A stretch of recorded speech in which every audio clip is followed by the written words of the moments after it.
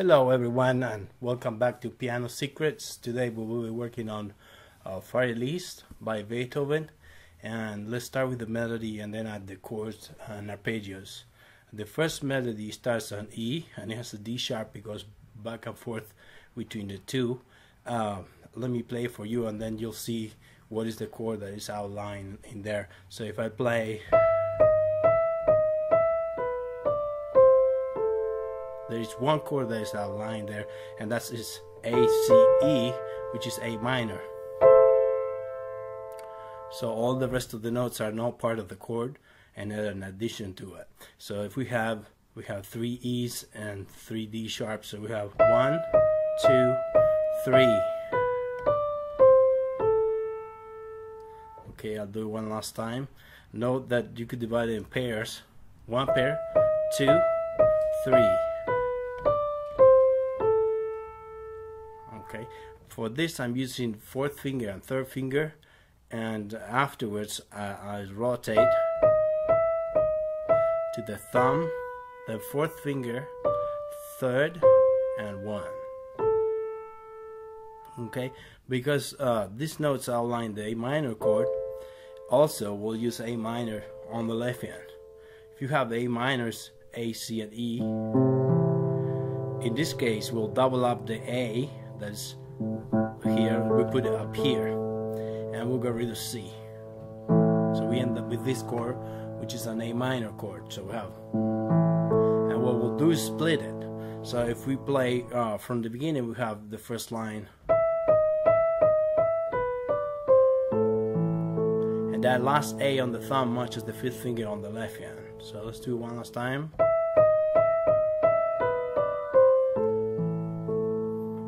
Okay.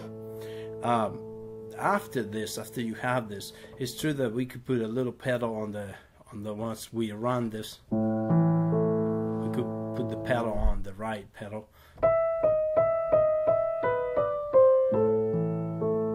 Okay. The next melody, what we do is use the same A minor chord from before, and as you can see here, what I'm gonna add is C and E. So that's an A minor flipped. So if you have A minor here, you also have here. And then it goes to a B. So second melody will be C, E, A, B.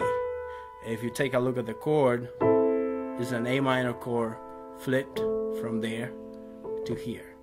And it ends up on the B. So we're having the two melodies now.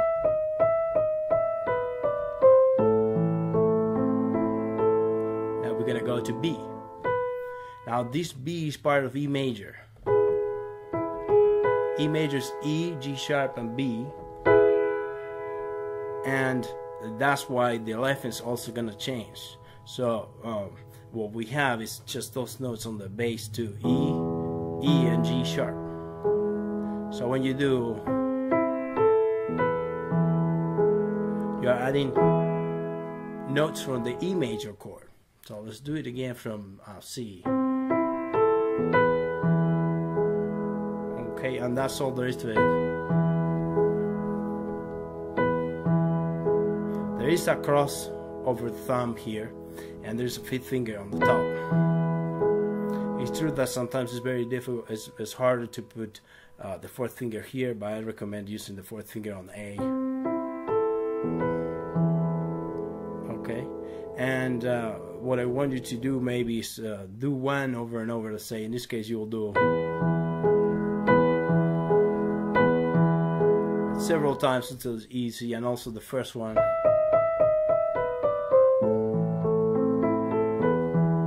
And then you can start putting them together. Now after you do this, you have an extension of the A major chord, and that's the notes we're gonna play.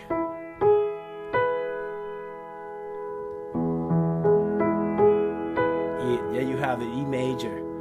To C, we keep going to C, and we run the A minor again. So the song circles A minor to E major to A minor. So let's show that real quick. So we start in A minor.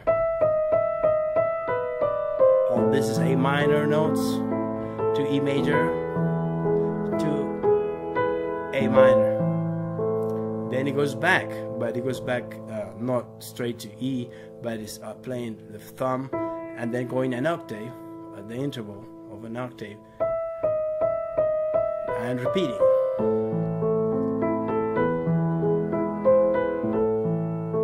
And then here is going to go to the second theme. About the speed, I think you could pick the speed you want. If you play slower, I think you should get a little deeper on the keyboard. So if you play a little bit more cantabile, let's say it was.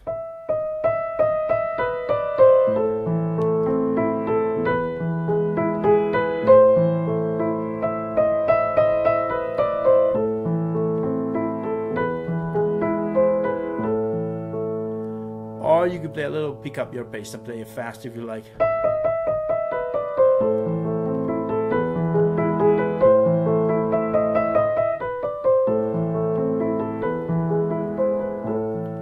It's true that sometimes with the speed you gain something, you get more of nicer touch, maybe slower, but faster sometimes it flows better. There's a little thing that I did here that when we do the repetition, that we go up when we repeat. Same thing, we do the same notes, but the last one, this one changes. It's going back down to, it's not doing, it's doing. Okay, just to finish up the phrase. So by reviewing the right hand, you can see it now.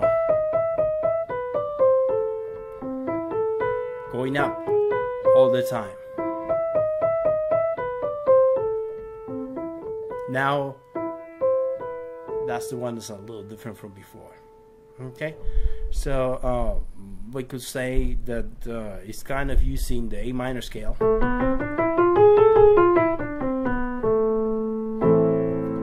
And the next part is going to change a little bit. Instead of doing A minor, it's going to do the relative, which is C major. So if you look at the next melody, you'll see that we have, starting on B, is going up a fourth by steps. But when we get to this E, we could say, oh, A minor is related, but really it's going to use a C major chord, which is there. And the way to put it is on the left hand. So if we have a C major chord, we could do the same. We could use the fifth and the bass, and then E, get rid of it and put another C on the top. This is just the way he voiced the chord. Instead of playing this, which sounds kind of plain, or playing this, he did. Okay, now what we have here is fairly simple. We have a seventh. From G to F, we have a seventh, and then we do descending notes to D. Okay, and this is what we call a G7 chord, just because it has a G major chord and an F on the top, so it's G7. And because it's G, we'll need to find a G chord. And what we do is the same process that we did with E. We did this, so now we do G, G, B.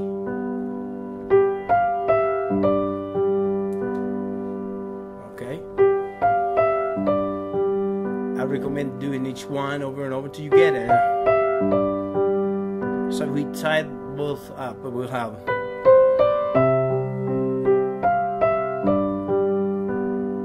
Okay, now the next one, if you did the same thing, you just drop each note down, then drop each note down, and that's all there is. So you drop 3 times.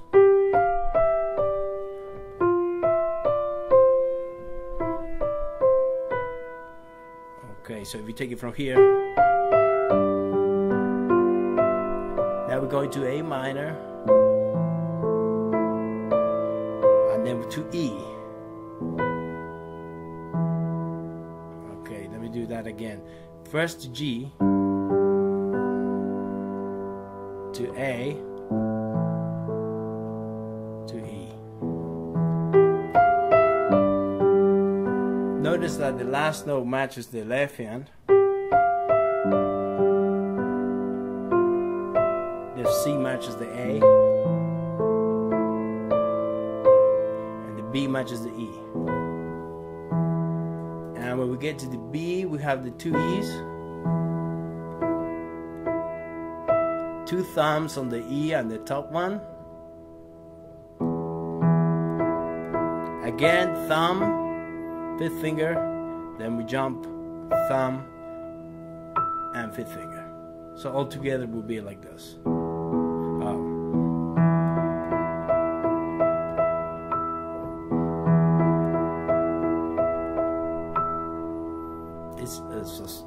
Most of this part is with a little contrast now and then. Going into medium loud is pretty much it's the same as piano, most of it.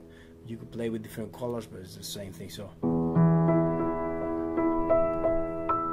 then it switches hands with these two notes, 1, 2,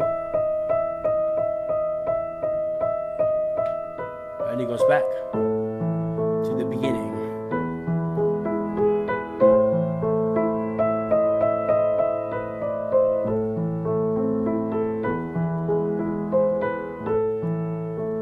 Also repeats this part.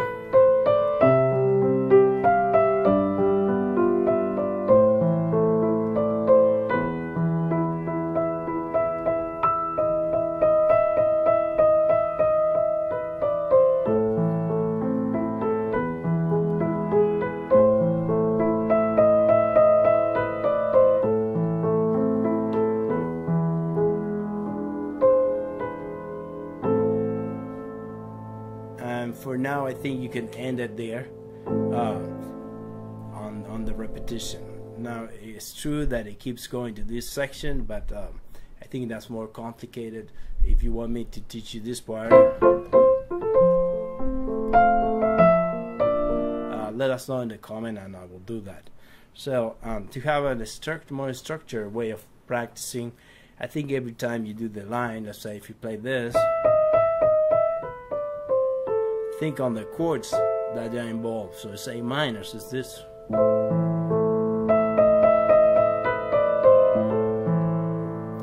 we're going to extend A minor. C and E is part of A minor, so we extend it. All this is A minor, C, E, A to B, E major, all E major, back to A minor. We have an octave, back to A minor, E major, and A minor.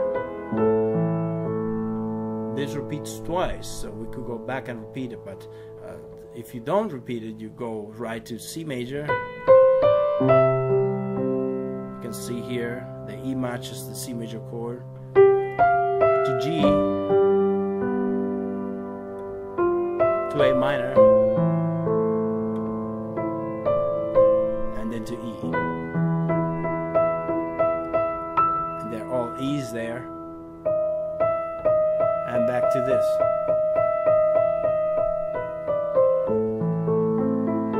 E major, A minor,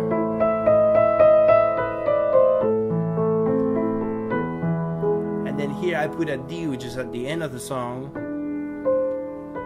to end it in A minor. The theory knowledge that you need to know is A minor scale, the harmonic minor, and the chords. If you see, put every other note will build a chord on A, you see that you have this chord. Now, if you go to the third degree, if you did, you also have the E chord, E major chord. So these two relate because A has E.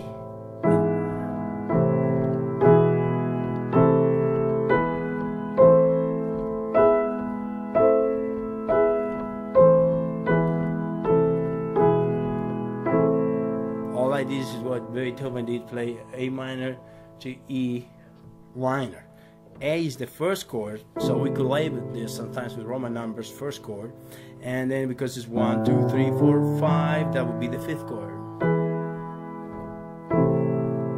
You might say, well, why is it C major in it? There's a C major because C, A minor is a relative of C, which is this. That would be C major. And after C major, if you wrote this down, you have a G. So if you go back and forth the two,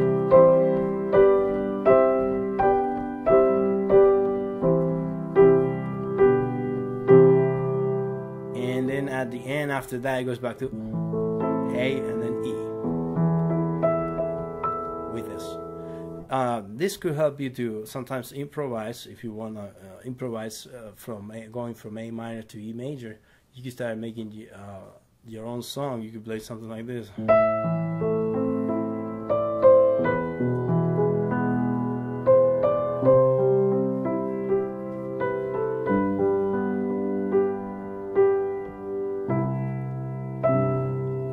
Just to show you how you can start doing a little bit of your improvisations.